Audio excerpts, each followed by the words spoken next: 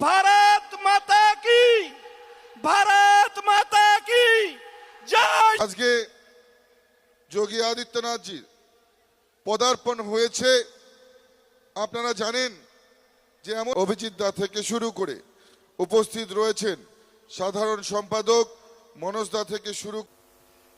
बांग्लादेशी घुसपैठियों की पैरोकारी करते हैं और मुसलमानों का नाम मतदाता सूची में चढ़े और उनका हक, इन गरीबों के हक पर डकैती डाल सके, इसकी पैरोकारी टीएमसी की सरकार बंगाल के अंदर करती है।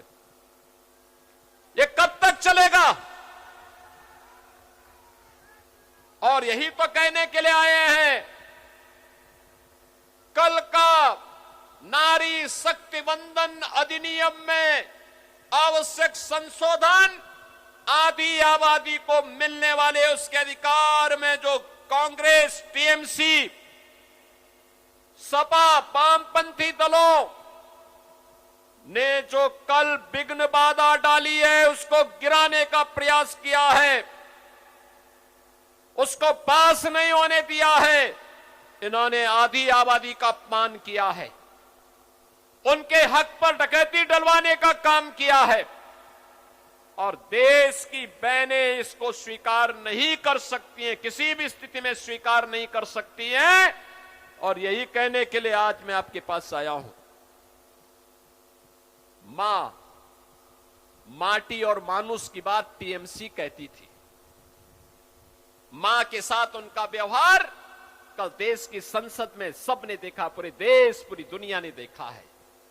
माटी बांग्लादेशी घुसपैठियों से पूरी तरह यहां के राजवंशियों की, यहां के नागरिकों के हक को छीन रही है और मानुष भयभीत है टीएमसी की गुंडागिर्दी से। मोदी जी के द्वारा जो पैसा भेजा जाता है, वह पैसा यहां के गरीबों में नहीं दिया जाता है, यहां के ट्राइबल के बीच में नहीं दिया जाता है, यहां के अनुसूचित जाति, जनजाति के नागरिकों तक पहुंचने में नहीं पहुंचता है।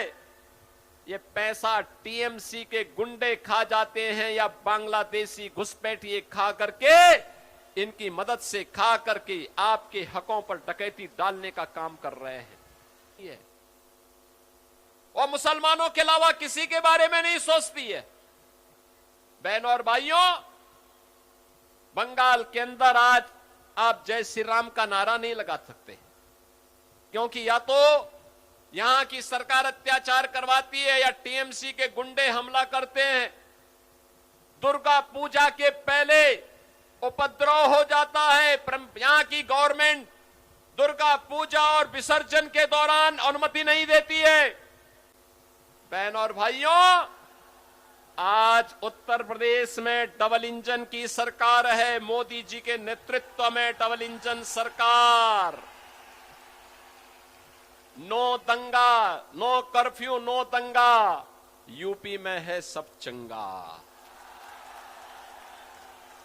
अब कर्फ्यू नहीं है, दंगा नहीं है, माफिया मुक्त, गुंडा मुक्त यूपी है।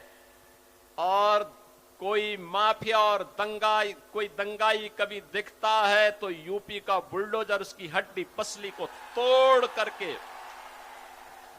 एक्सप्रेसवे बना देता है, एक्सप्रेसवे प्रदेश बना देता है उसको।